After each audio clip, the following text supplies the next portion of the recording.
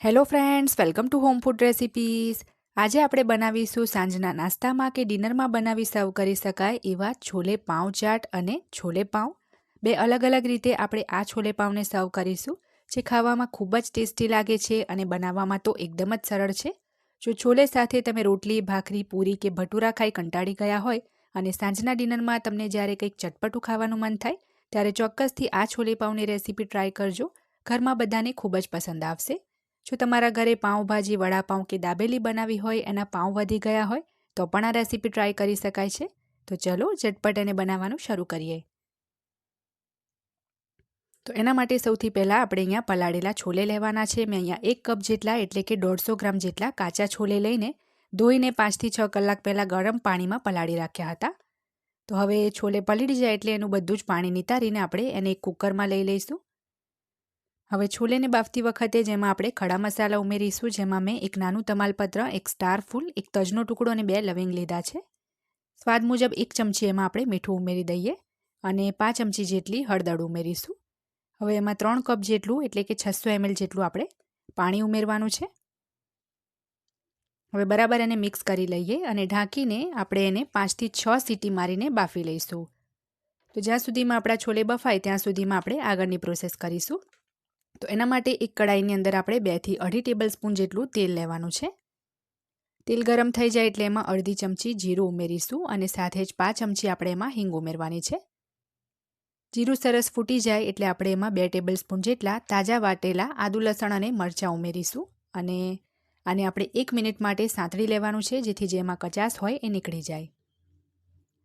તો આદુ, લસણ, મરચાં સરસ સંતળાઈ જાય એટલે એમાં આપણે એની અંદર એક મોટી સાઇઝની ડુંગળી બારીક ચોપ કરીને ઉમેરીશું અને 3 થી 4 મિનિટ આપણે થોડી લાલ થાય ત્યાં સુધી એને સંતળાવા દઈશું. 3-4 મિનિટ પછી ડુંગળી લાલ થઈ જાય એટલે એમાં 1 ચમચી કાશ્મીરી લાલ મરચું, 1 ચમચી જેટલું ધાણા જીરું પાવડર અને 2 ચપટી આપણે હળદર ઉમેરવાની છે, કારણ કે હળદર આપણે છોલે બાફતી વખતે પણ ઉમેરી છે. 1 ચમચી જેટલો ગરમ મસાલો ઉમેરી દઈએ અને મસાલાને બરાબર મિક્સ કરીને 1 મિનિટ માટે એને પણ આપણે સંતળાવા દઈશું.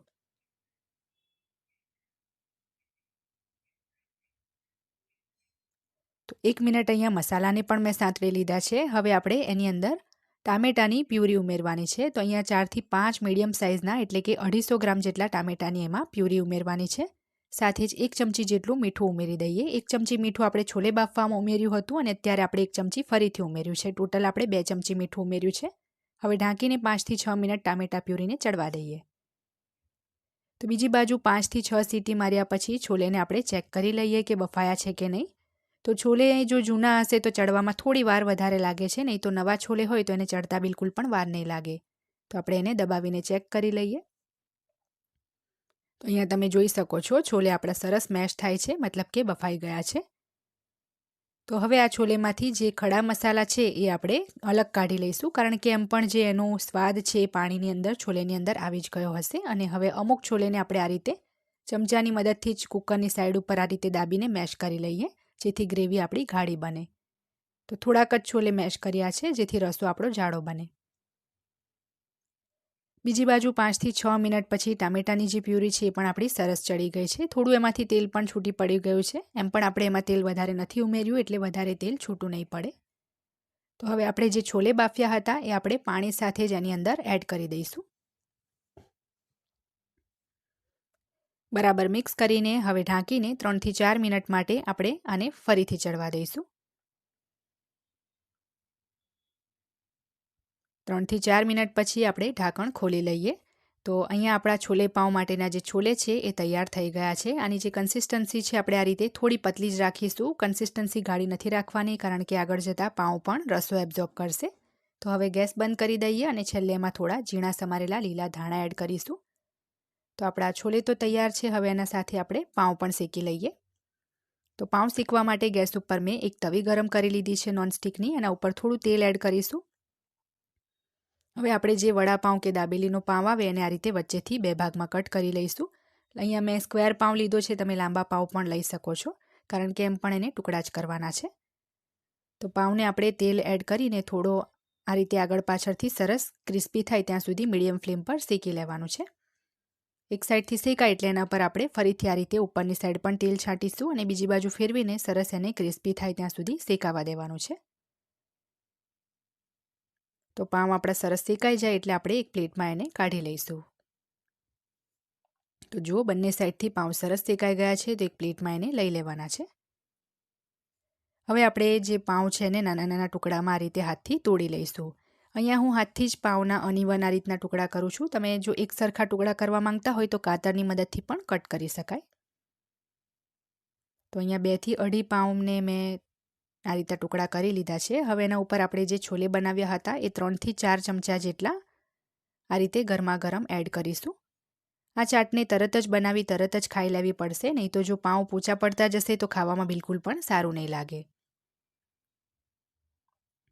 તો આ રીતે છોલે એડ કર્યા પછી હવે આપણે એના ઉપર બારીક કાપેલી ડુંગળી અને થોડા બારીક કાપેલા ટામેટાં એડ કરીશું.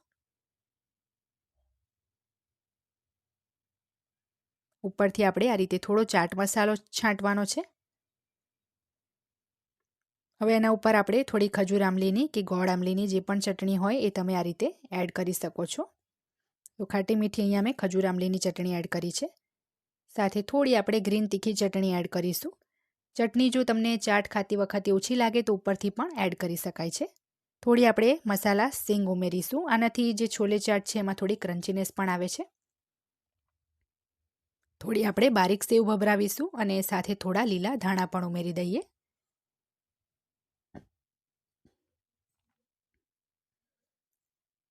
તો લીલા ધાણા ઉમેર્યા પછી ફરીથી ગાર્નિશિંગમાં આપણે થોડી ડુંગળી ટામેટાં એડ કરીશું. તો આપણી આ એકદમ ચટપટી છોલે ચાટ બનીને તૈયાર છે. તો એક આ રીતે એને સર્વ કરી શકાય છે અને જો તમારે આ રીતે એને સર્વ ના કરવું હોય તો બીજી કઈ રીતે સર્વ કરવું એ પણ હું તમને બતાવું છું. બંનેના ટેસ્ટમાં તો જો કે કોઈ ફરક નહીં પડે.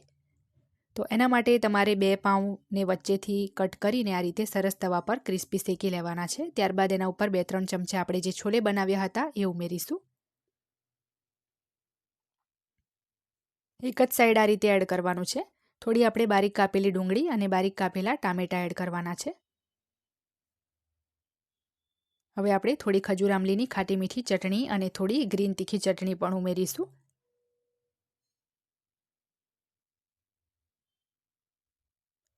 થોડી આપણે મસાલા સિંગ ઉમેરીશું. મસાલા સિંગ જો ના હોય તો જે ક્રિસ્પી ચણાની દાળ આવે તીખી એ પણ એડ કરી શકાય ક્રન્ચીનેસ માટે.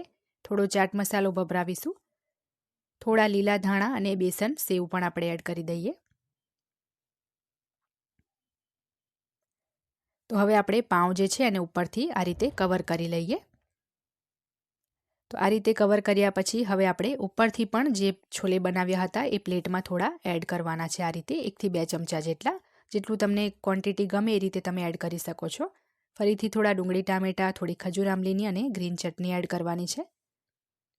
થોડી મસાલા સિંગ અને સેવ પણ ભભરાવી દઈશું. સેમ એ જ પ્રોસેસ કરવાની છે. તો આ રીતે પણ તમે આ છોલે પાઉંને સર્વ કરી શકો છો. બંનેનો ટેસ્ટ સેમ આવશે પણ જોવામાં થોડું અલગ છે અને જો આ રીતે બનાવો તો તમે એને હાથથી ખાઈ શકો છો. ચાટ બનાવી સર્વ કરશો તો ચમચીથી ખાઈ શકાય છે. તો આજની આ રેસીપી જો તમને પસંદ આવે તો રેસીપી ટ્રાય કરવાનું બિલકુલ ના ભૂલતા. ચેનલને સબસ્ક્રાઇબ કરી બેલ આઇકન ચોક્કસ દબાવજો જેથી મારા દરેક નવા વિડીયોની નોટિફિકેશન તરત તમને મળે.